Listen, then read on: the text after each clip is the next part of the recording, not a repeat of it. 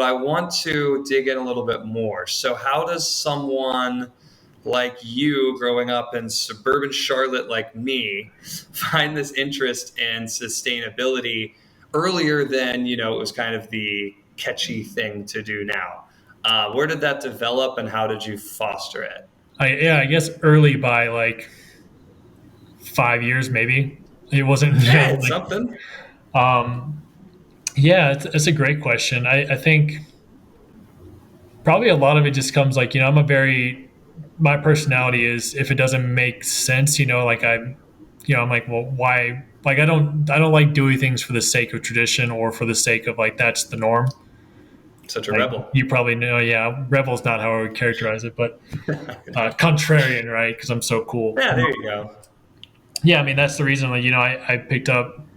I was vegetarian like what starting junior year or so, Before it was cool, yeah. and that was just one of those things where I remember like thinking about it. I heard the topic right, and then instead of just immediately writing it off, like I think my younger self would have done, I was like, like I realized I don't know anything about that. Like let me think about it. Hmm. Did some research, then saw like, well, yeah, I guess like it seems like a pretty logical thing to me, right? Like not a real need. Like there's not a like imperative to keep my normal diet. Like why not change? And I think that kind of mindset or being open to that kind of thinking is kind of what led me towards sustainability, where I was like, there's not a reason for us to consume the way we consume, for us to like general lifestyles to be the way they are. Hmm. There's not a compelling real reason to keep doing a lot of the things that we do currently, other than the Sure. fact of like it's easy and I don't want to think about doing It's the anything way it different. is. Right. And so I think I just kind Satisfying. of like got caught up in that, spun out a little bit on it where I was like, well, like this doesn't make any sense. Like, and that's kind of where I got around to like, the wastefulness of, like energy efficiency or energy in buildings, right? Is just like, Yeah, there's well, no did that reason come like from leaving some your of your lights on. classes? Did that come from some of your classes? Because you didn't immediately jump to buildings. Like that's, years in the Yeah, that making. was that was like I figured that kind of niche out later, like much later. But yeah, I guess initially I was really focused on like biofuels. I thought were the coolest because also that was my chemical Before engineering your background. program. Yeah, so I had done some specific classes, and I was even thinking of potentially staying at state and doing a PhD. That would have been like a hybrid between the forestry department and the chemical engineering program. Oh, very cool. Basically, making like torrefaction is the process where you basically make charcoal out of like biomass. So it's a way to take all this, you have a bunch of fields of fuel, right? Grass or switchgrass, whatever. It's not energy dense, right? Like, a gallon of gas would be like a whole acre of this grass. But Hmm. basically, the idea is you'd have these hubs where you would take the grass and make charcoal out of it, which is much more energy dense, and then you can transport it to be used somewhere else. So that was like kind of what the focus of what I was going to be doing, and that was just to support kind of the sustainable fuel biofuel economy. So that, yeah, that actually ties a lot of things together. Because if you're in school, you're starting to think about things. I mean, you're exposed to a lot of different lifestyles and backgrounds, somewhere like NC State.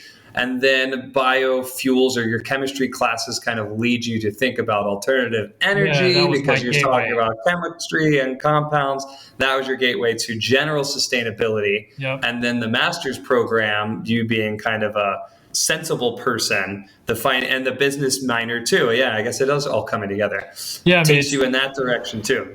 yeah, the thing I think it was kind of an offhanded comment, but I kind of took it to heart too, where I was about to graduate and I was talking to one of my professors for one of my biofuel classes, and he made the comment of like, really, I was talking about making impact sustainability wise. And he was saying, really, if you want to have a huge impact, you should, because I was like, I don't want to work for a traditional chemical company that's just making stuff. He's like, well, if you want to have a huge impact, go work for like a concrete manufacturing company.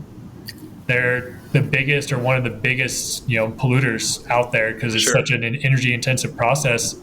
Go work for them and figure out how to make their process 1% more efficient.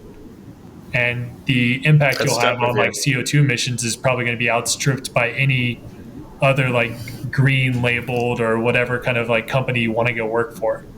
And I was like, Hmm. wow, that's actually like it's a fair point. I think I was kind of Yeah. going after, a lot of people get stuck with renewable energy, right? They're like, power production is like the cool, more attractive like thing, right? Power plants, solar, all that. But really kind of leading into it, like energy efficiency is the bottom of the pyramid to enable all of that other stuff to happen, right?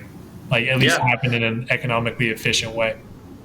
Yeah, no, that's super interesting, and right, that comment kind of leads you down your path. So you did the whole program on environomics. You came back. You started a job, and the one thing you mentioned in the interview, but last thing I want to touch on is you took it upon yourself to go to that conference at Duke. What was that? What was the topic there? Yeah, it was. I'm trying to even remember exactly what the topic was. It was with, Just generally, yeah, it was with the Nicholas School of Environment and the Duke Fuquay MBA program. It was like a dual program. a school of environment Yeah, yeah, which is a big at thing. Duke. Because that had originally been one of the programs I looked at Ah, domestically, but they're very expensive. Obviously, it's American private education. So it's at Duke. It's through Duke. yeah, Both schools. Okay.